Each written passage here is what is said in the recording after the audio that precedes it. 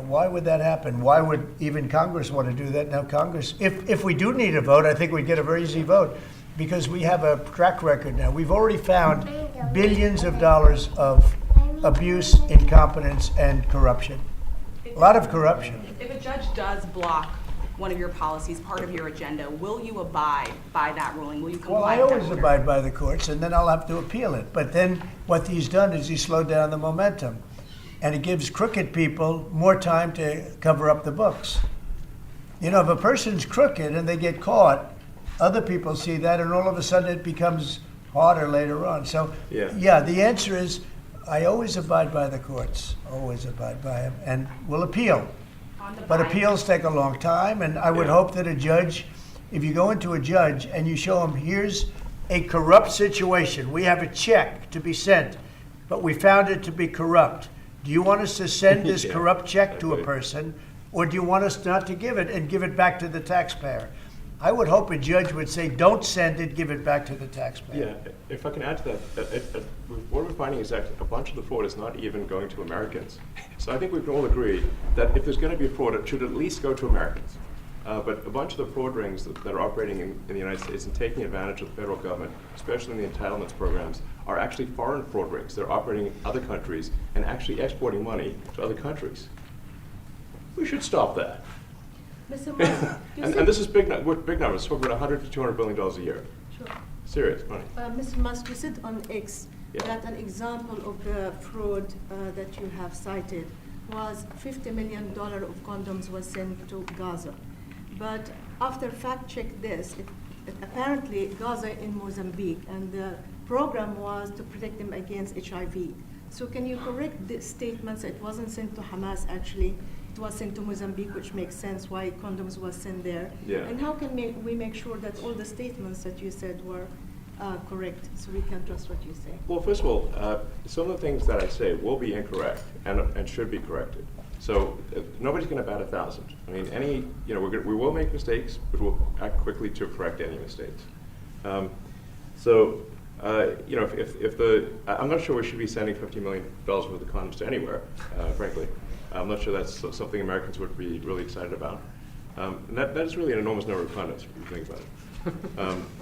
If it went to Mozambique instead of Gaza, I'm like, okay, that's not as bad, but still, why are we doing that?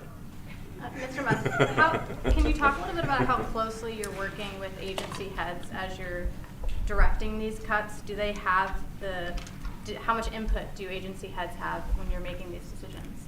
Yeah, we work closely with the agency heads, there are sort of checks in place. So it's not just us just going in and doing things willy-nilly. It's in partnership with the agency heads, and I check frequently with the president to make sure that this is what the president wants to have happen. So we talk almost every day, and I double check things to make sure, is this something, Mr. President, you want us to do this? Then we'll do it.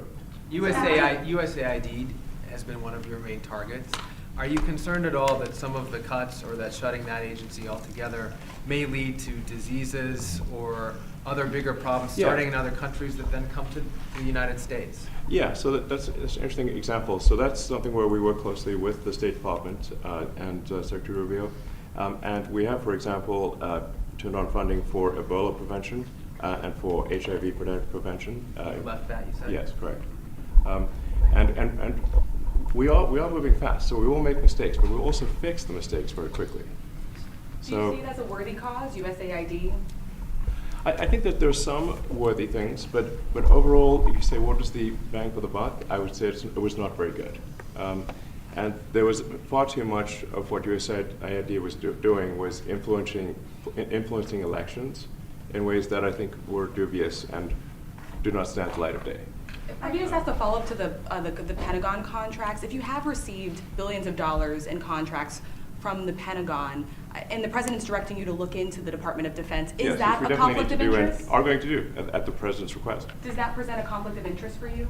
No, because you'd have to look at the individual contract and say, first of all, I'm not the one, filing the contract. It's people at SpaceX or something who will be putting for the contract. And I'd like to say, if you see any contract where where it was awarded to SpaceX and it wasn't by far the best value for money for the taxpayer, let me know. because every one of them was. The president said the other day that you might look at treasuries. Could you explain that a little bit? What kind of fraud, and that question goes to both of you, what kind of fraud are you expecting to see or do you see right now in U.S. treasuries? Yeah, I think you mean the Treasury Department as opposed to Treasury bills, or. You also referenced treasuries on Air Force Yeah, One the other night. go ahead. Well, as I mentioned earlier, really, the first order of business is to make sure we're actually collecting. Sorry for this. Although my son might enjoy this, but he's sticking his fingers in my ears and stuff. So it's a bit hard to hear sometimes. Hey, stop that. No, the stuff we're doing with Treasury Department is so basic that you can't believe it doesn't exist already. So for example, like I mentioned, just making sure that when a payment goes out, it has to have a payment categorization code. It's like, what type of payment is this? You can't just leave the field blank. Currently, many payments, the field is left blank. And you have to describe what's the payment for, some basic rationalization. That also is left blank. So this is why, the Pentagon, when's the last time the Pentagon passed an audit? I mean, a decade ago, maybe? I don't know, ever? Really? And we want to just, in order to actually pass audits, you have to have financial information that allows you to trace the payments. And once in a while, the Treasury has to pause payments if it thinks the payment is going to a fraudulent organization. If a company or an organization is on a do not pay list, we should not pay it. I'm sure you would agree. Like, if it's quite hard to get on that payment, the do not pay list, it means that this is someone that is just, it's like dead people, terrorists, known fraudsters, that kind of thing. We should not pay them.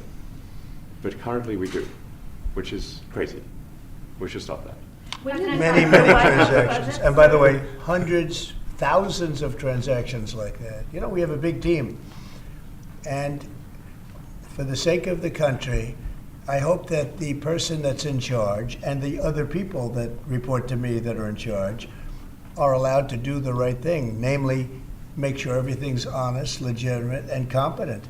But we're looking at just, when you look at USAID, that's one. We're going to look at the military, we're going to look at education. They're much bigger areas. But the USAID is really corrupt. I'll tell you, it's corrupt. It's incompetent, and it's really corrupt. And I can't imagine a judge saying, well, it may be corrupt, but you don't have the right. You got elected to look over the country and to, as we say, make America great again, but you don't have the right to go and look and see whether or not things are right that they're paying or that things are honest that they're paying. And nobody can even believe this. Other people, law professors, they've been saying, how can you take that person's right away? You're supposed to be running the country, but we're not allowed to look at who they're paying it to and what they're paying. We have massive amounts of fraud that we caught.